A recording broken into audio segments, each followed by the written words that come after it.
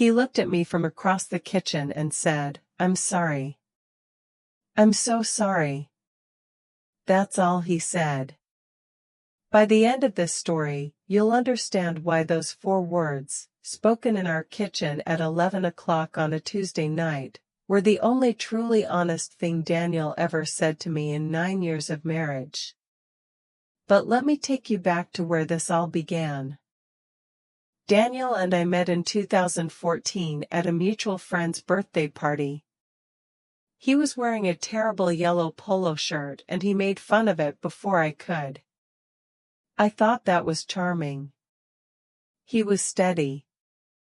That was always my word for him. Steady. He remembered things. Your coffee order. Your sister's birthday. The exact thing you said you were afraid of on your 3rd date. He stored all of it, carefully, quietly, like you mattered enough to hold on to. We dated 2 years and got married in October 2016. Small ceremony. 32 guests. Simple, beautiful. His best man was Marcus. Marcus and Daniel had been friends since freshman year of college. 15 years by the time we got married. They were the kind of friends who called each other brother without it being dramatic. They texted every single day.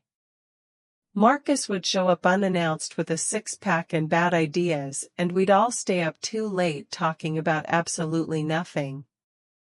I loved that about Daniel. That he had a friendship like that. It made him feel real to me. Here was a man who was genuinely loved by someone who actually knew him. That meant something. In early 2021, Marcus started dating someone new. Her name was Claire. She was a pediatric nurse. Quiet, confident, dark hair to her shoulders. Beautiful in that effortless way that makes you feel slightly underdressed just standing next to her. She and Marcus dated for 8 months before he proposed that October, and they started planning a spring wedding immediately.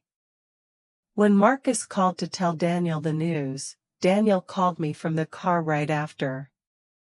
He said, "She's perfect for him." I've never seen him like this with anyone. I remember thinking that was exactly the right thing to say. The wedding was April 23, 2022. A vineyard about 40 minutes outside the city. White folding chairs. String lights strung between old oak trees. The smell of early spring everywhere you turned. Daniel wore his navy suit. He was relaxed on the drive over. Good mood. Normal. He sang along to something on the radio and squeezed my hand at a red light. Everything felt exactly the way it was supposed to. But I wouldn't understand what I actually saw that day until almost a year later. The ceremony started at 4 o'clock. Marcus was already at the altar when the guests sat down, grinning like a man who could not believe his own luck. Daniel stood beside him as best man, hands folded, easy smile. And then the music started. Claire appeared at the far end of the aisle. She wore a simple ivory dress. No veil. No train. Just clean lines and quiet confidence. And she was stunning. I looked over at Daniel. He was crying. Not a little. His jaw was tight and his eyes were full and he was staring at her like he was watching something leave him. Like he was memorizing it. I thought it was sweet. I nudged him with my elbow and smiled up at him. He didn't smile back. He glanced at me for exactly 1 second. Then looked away. Back to Claire, walking toward Marcus. I told myself it was just emotion. Daniel cried sometimes. He cried at movies.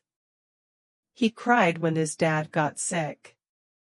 He wasn't ashamed of it, which was one of the things I loved about him. I told myself this was one of those moments, a man watching his best friend step into the best chapter of his life. But something sat wrong in my chest the rest of that ceremony. A low, shapeless weight I couldn't name. I kept catching myself watching Daniel's face instead of the altar. At the reception, everything seemed fine. He was normal. Funny. His best man speech landed perfectly, just the right balance of humor and warmth, made Marcus look like the luckiest man in the room. He danced with me. Held my hand at the table. Got me a second glass of wine without being asked. And then Claire came over to thank him for the speech. She hugged him. He hugged her back. And she leaned in close and whispered something in his ear.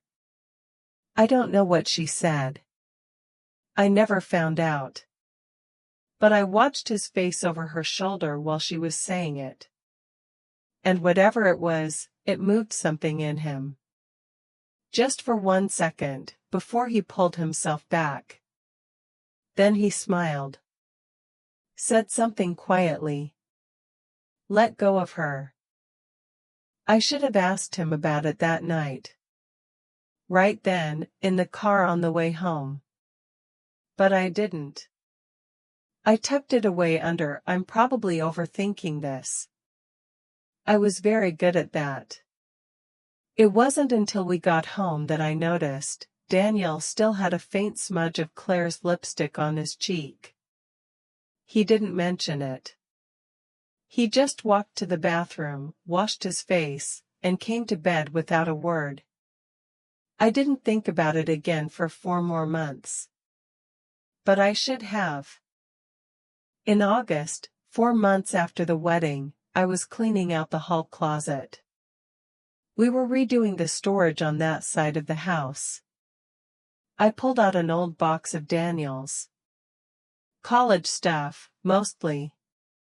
Old notebooks. A jersey from his intramural basketball league. Some loose photos bundled with a rubber band. I wasn't going through them. I was just moving the box. But one photo slipped out and landed face up on the floor. It was Daniel. He looked young, 22, maybe 23. He had his arm around a woman at some outdoor event, both of them laughing at something off camera. The woman was Claire.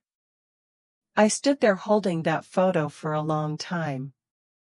I told myself it meant nothing. They had mutual friends. Of course they'd been in the same place at some point. But the way Daniel had his arm around her, the way she was leaning into his side, it didn't look like mutual friends. That evening I asked him, as casually as I could manage, did you know Claire before Marcus introduced them? He didn't hesitate. He said, not really. We crossed paths a couple of times through mutual people. Why? I said, I found an old photo of you two in that closet box. He went quiet for just a second. He said, oh, yeah, I think we were at something once. Nothing major. I let it go. But I didn't forget.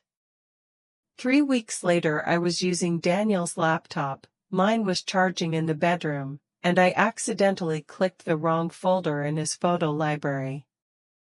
There were more pictures. Not just one. A whole folder. Claire and Daniel. Different locations. Different years. A restaurant I recognized downtown. A beach. What looked like someone's apartment. One photo taken on New Year's Eve, her in a silver dress, him in a white button-down, both of them laughing hard at something just outside the frame. These were not casual photos. And they were not all old. The last photo in that folder was dated June 2021. That's 3 months after Marcus started dating her. I sat there staring at the screen for a long time. My hands went cold. I kept turning it over. No, wait, that can't be right. There has to be another explanation. I looked up the hotel visible in the background of one photo. A boutique place downtown. $230 a night. I don't know why I looked it up. I think I just needed something concrete to hold. I closed the laptop. Put it back exactly where I found it. I didn't say anything that night. Or the next. But 3 days later I called my friend Renata. And Renata said something that made my stomach drop. Renata had been at the wedding. She was one of my oldest friends, sharp, observant, the kind of woman who noticed things and held on to them. I told her what I'd found. The old photo. The folder. The dates. She went quiet for a moment. Then she said, "Okay. I have been sitting on something for months, and I think I need to tell you." I told her, "Tell me." She said, "At the reception, when you went to the bathroom during that first hour, I was walking back from the bar and I passed Daniel and Claire near the windows. They weren't fighting. But they were talking low. Serious. And she had her hand on his arm. And she was crying. Not happy wedding crying." I didn't say anything. Renata said, "I didn't tell you because I didn't know what it meant. I figured it was old feelings. Something already over and done with." She paused. She said, "But if those photos are from June 2021, it wasn't over." I hung up and sat in my car in the driveway for a long time. I went back through all of it. The ceremony. His face when Claire walked in. The way he didn't smile back at me. The whisper. The bathroom. The lipstick. The photo in the box. The folder. June 2021. And then I did something I had never done once in 9 years of marriage. I went into his email. I knew his password, our dog's name and the year we got him. He'd never changed it. Never thought he needed to. There were no emails from Claire. None. But there was an email thread with Marcus. From February 2022, 2 months before the wedding. Marcus had written, "I need you to be straight with me. Did something happen between you and Claire?" Daniel had written back, "It was nothing. It was before things got serious between you two. It's done. Don't let this ruin what you have." Marcus replied, "She told me it ended when I proposed." I believe her. But I needed to hear it from you. Daniel replied, "You have my word." I read that thread 4 times. She told me it ended when I proposed. But the photos were from June 2021. Marcus proposed in October 2021. That is 5 months into their relationship. That is not before things got serious.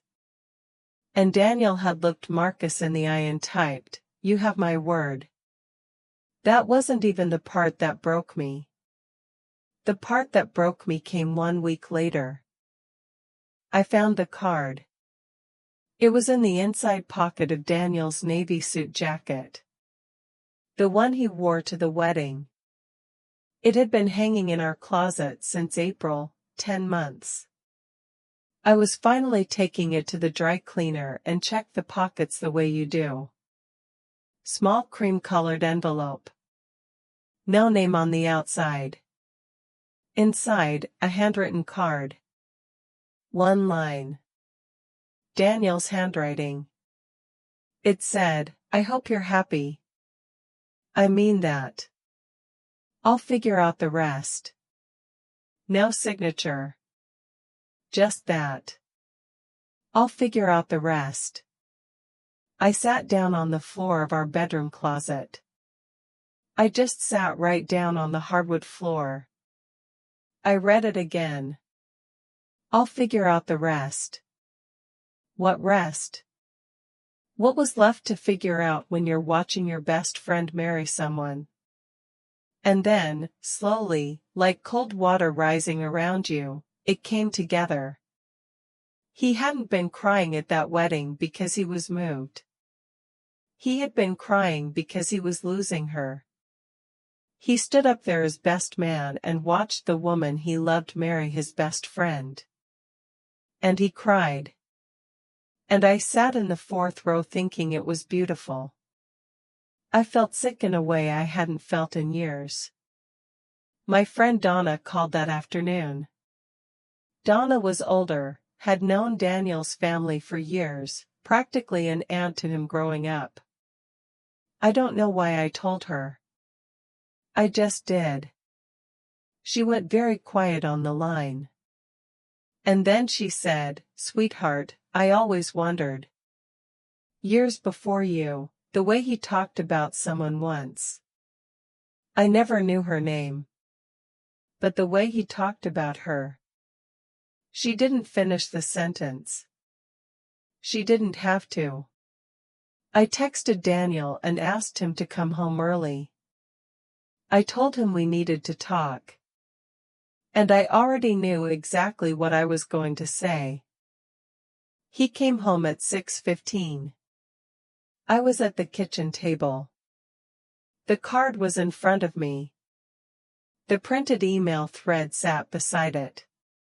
He walked in, set his bag down, and saw my face. Then he saw the table. He stopped. He set his keys down on the counter slowly. Then he came and sat across from me. He didn't say anything. I pushed the card across the table. He looked at it. Didn't pick it up. I said, "How long?" He said, "It's not what." I said, "Don't. Please. Just tell me how long." He put both hands flat on the table. He stared at them. He said, "We were together before Marcus." "About a year." I said, "And after?" Silence. I said, "The photos, Daniel. June 2021. That's 3 months after Marcus started dating her." He said, "It was a few months. It ended." I said, "When she got engaged." He didn't answer. Which was the answer? I said, "Did you love her?" He looked up. His eyes were wet. The same way they'd been during the ceremony. He said, "I'm sorry." I told him, "That's not what I asked." He said, "Yes. I did." I said, "Do you still?" He said, "I chose you. I have always chosen you." I told him, "That is not the same thing." He looked back at the table. His jaw was tight and he wasn't breathing right. I said, "Marcus knows some of it. I found the emails." He closed his eyes. I said, "Does he know it continued after he started dating her?" He said, "No." I said, "Does Claire know you carried this into our marriage?" He looked at me. He said, she ended it. She said she loved Marcus and wanted to build something real with him. I accepted that. I told him, you accepted it. And then you stood at that wedding and you cried over her.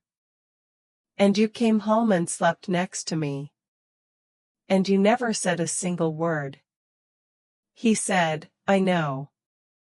I said, you let me sit in that fourth row thinking it was beautiful. He said, I'm sorry. I'm so sorry. And there it was. Those same 4 words. I looked at him for a long time. I thought about 9 years. Sunday mornings. The way he made coffee early because he knew I liked it fresh. The way he remembered everything, everyone's birthday, what you were afraid of, what you needed before you asked. I thought about how none of that tells you what someone is carrying underneath. 2 days later, Marcus's younger sister Priya called me. She'd heard, somehow, the way these things travel through people who love you. She said only one thing. She said, he never deserved either of them. Then she hung up. I didn't leave right away. I stayed 3 more weeks. We went to therapy once, sat in that office and said careful, measured things to a woman with a yellow legal pad who nodded and wrote things down. In the second session, Daniel said something I wasn't ready for. He said Claire had reached out to him the week before the wedding. She'd asked him directly if he would say something. If he would tell her not to go through with it. He didn't.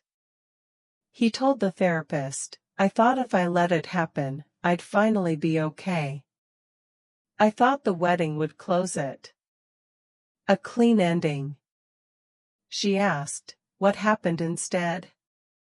He said, I realized it wasn't going anywhere. I asked him, why didn't you ever tell me? Before we married. Before any of this existed. He said, because I loved you. And I thought that was enough. And that is the thing I've been sitting with ever since. He did love me. I believe that completely. But he loved her first. And longer. And more desperately. And he carried all of that, silently, carefully, through 9 years of our marriage without a single word. I left in the 3rd week. I packed what I needed and drove to stay with my sister in Cincinnati.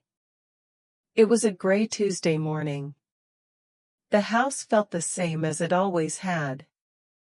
The day I left, Daniel stood in the doorway with his hands in his pockets and said, I would have figured out the rest. Eventually. I looked at him. I said, I know.